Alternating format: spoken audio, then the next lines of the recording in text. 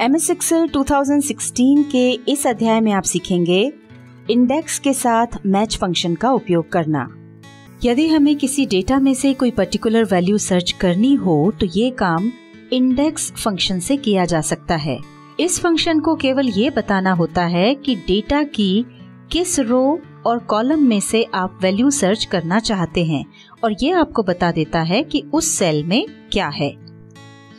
Index function लगभग VLOOKUP function की तरह ही काम करता है, पर VLOOKUP में एक कमी है। जैसा कि हम आपको पिछले वीडियो में बता चुके हैं कि VLOOKUP फंक्शन का उपयोग करने के लिए लुकअप वैल्यू टेबल की फर्स्ट कॉलम में होनी चाहिए और VLOOKUP केवल लेफ्ट से राइट की ओर सर्च करता है। यानी अगर लुकअप वैल्यू कॉलम नंबर 3 में है तो VLOOKUP फंक्शन केवल कॉलम 3 के बाद मतलब कॉलम 4 और 5 में ही सर्चिंग करेगा, जबकि इंडेक्स फंक्शन पूरे डेटा में सर्चिंग करता है। यहाँ पर हमने एक इलेक्ट्रॉनिक स्टोर का डेटा लिया है जिसमें अलग अलग प्रोडक्ट्स की डिटेल्स हैं। इसमें सबसे पहले आइटम कोड है, फिर प्रोडक्ट का नाम, उसका डिस्क्रिप्शन, उसकी प्राइस और आखिर में लिखा है कि उस प्रोडक्ट के कितने पीसेस स्टॉक में रखे हुए हैं।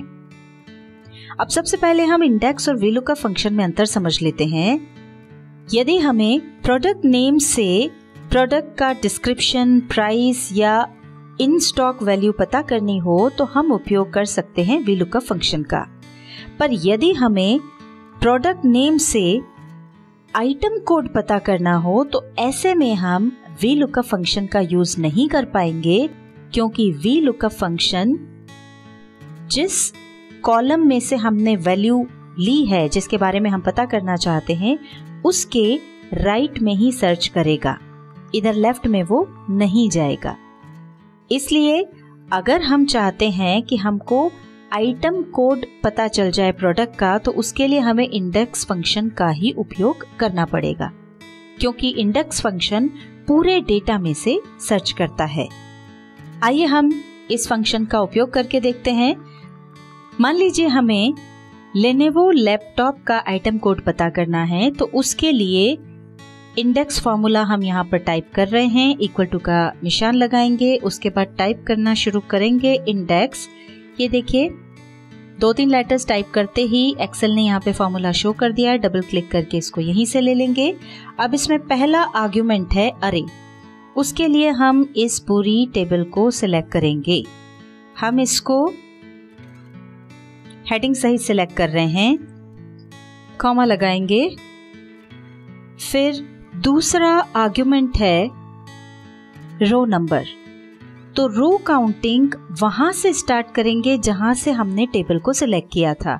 हमने इस टेबल की हेडिंग भी सिलेक्ट की थी, इसलिए हेडिंग वाली जो रो है वो रो नंबर 1 मानी जाएगी। यहां से अगर हम काउंट करना शुरू करें तो हमने जो प्रोडक्ट ढूंढना चाहा है या जो वैल्यू हम सर्च करना चाहते हैं वहां तक की हमको रो काउंट करनी है। 1 2 3 4 5।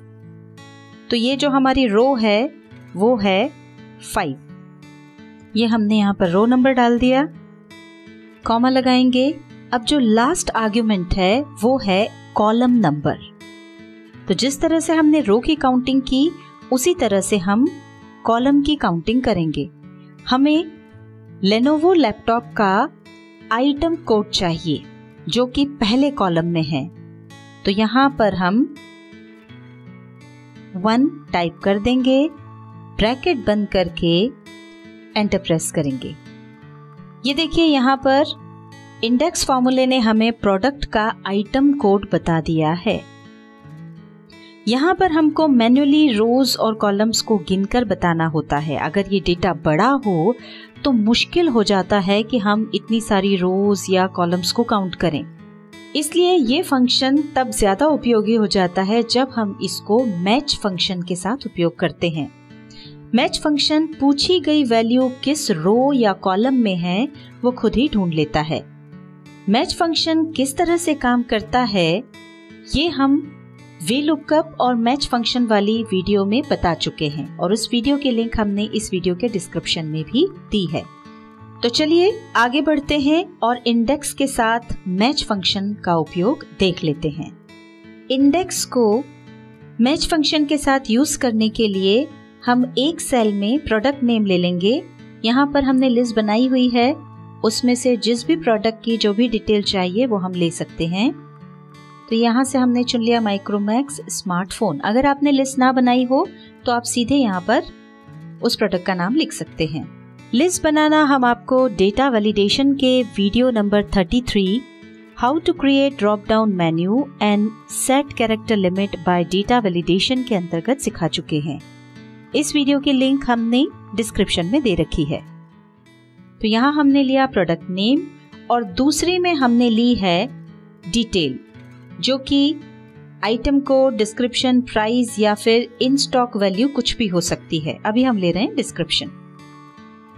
तो हम माइक्रोमैक्स स्मार्टफोन का डिस्क्रिप्शन पता करना चाह रहे हैं।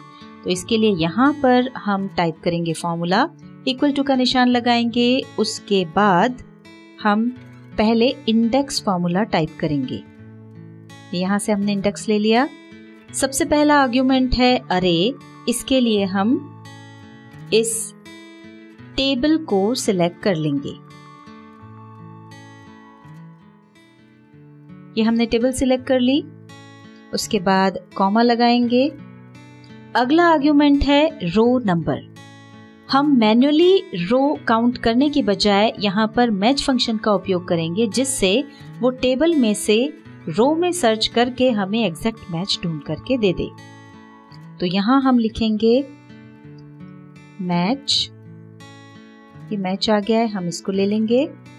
हम जानना चाहते हैं कि माइक्रोमैक्स स्मार्टफोन टेबल में कौन सी रो में है।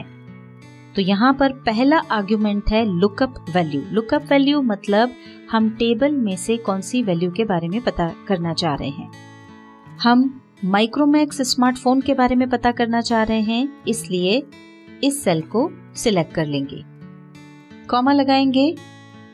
अब अगला आर्ग्यूमेंट है लुकअप अरे, यानी हम कहां से वैल्यू के बारे में पता करना चाह रहे हैं। तो इसके लिए हम प्रोडक्ट नेम वाला जो पूरा कॉलम है उसको सिलेक्ट कर लेंगे, क्योंकि जिस प्रोडक्ट के बारे में हम पता करना चाह रहे हैं वो इसी कॉलम में है। उसके बाद कॉमा लगा करके एग्जैक्ट मैच के लिए हम 0 टाइप कर देंगे। अब हम ब्रैकेट क्लोज कर देंगे। जैसा कि हमने पिछली वीडियो में बताया था कि मैच फंक्शन एक बार में एक ही डायमेंशन में काम करता है। तो यहाँ पर तो हमने कॉलम चूज किया है। अब चूंकि हम माइक्रोमैक्स स्मार्टफोन का डिस्क्रिप्शन ढूंढना चाह रहे हैं, इस कॉलम में से उसको प्रोडक्ट तो मिल जाएगा, माइक्रोमैक्स स्मार्टफोन किस रो में है वो ये बता देगा, पर अब हम उसका डिस्क्रिप्शन ढूंढना चाह रहे हैं। उसके लिए हमको लेफ्ट टू राइट जाकर के रो में ढूंढना पड़ेगा। तो हम यहाँ पर दूसरा मैच फंक्शन लगाएंगे जो कि लेफ्ट से राइट की ओर काम करेगा। यहाँ पर हम फिर कॉमा लगा करके एक बार फिर से मैच फंक्शन लगाना चाह रहे हैं, इसलिए मैच टाइप करेंगे। ये यहाँ दिखाई दे रहा है, यहाँ से इसको ले लेंगे। अब हम जानना चाहते हैं कि माइक्रोमैक्स स्मार्टफोन के डिस्क्रिप्शन वाले कॉलम में क्या लिखा हुआ है।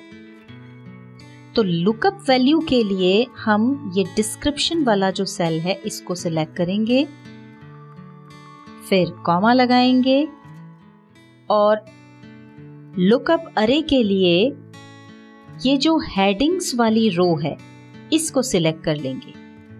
हालांकि अभी तो हमें केवल डिस्क्रिप्शन देखना है, पर हम पूरी रो इसलिए सिलेक्ट कर रहे हैं ताकि अगर हम आगे प्रोडक्ट की प्राइस या आइटम कोड भी देखना चाहें तो देख सकें। अब इसके बाद हम कॉमा लगा करके एग्जैक्ट मैच के लिए 0 टाइप करेंगे और फिर ब्रैकेट क्लोज करेंगे। ये हमने मैच फंक्शन के फॉर्मूले को ब्रैकेट में क्लोज कर दिया है। अब हम एक और ब्रैकेट क्लोज करेंगे इंडेक्स फंक्शन के लिए। अब एंटर प्रेस करेंगे। ये देखिए यहाँ पर हमको माइक्रोमैक्स स्मार्टफोन का डिस्क्रिप्शन दिखाई पड़ रहा है कि वो 2 GB रैम का है। अब यदि हम प्रोडक्ट का नाम बदलते हैं या फिर उसकी डिटेल बदलते हैं तो नीचे आंसर में भी बदलाव आ जाएगा।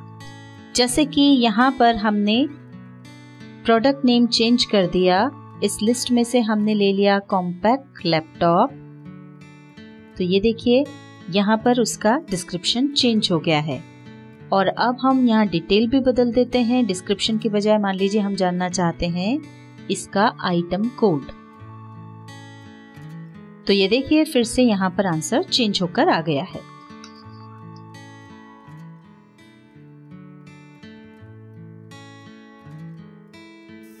MS एक्सेल 2016 के इस अध्याय में आपने सीखा इंडेक्स के साथ मैच फंक्शन का उपयोग करना।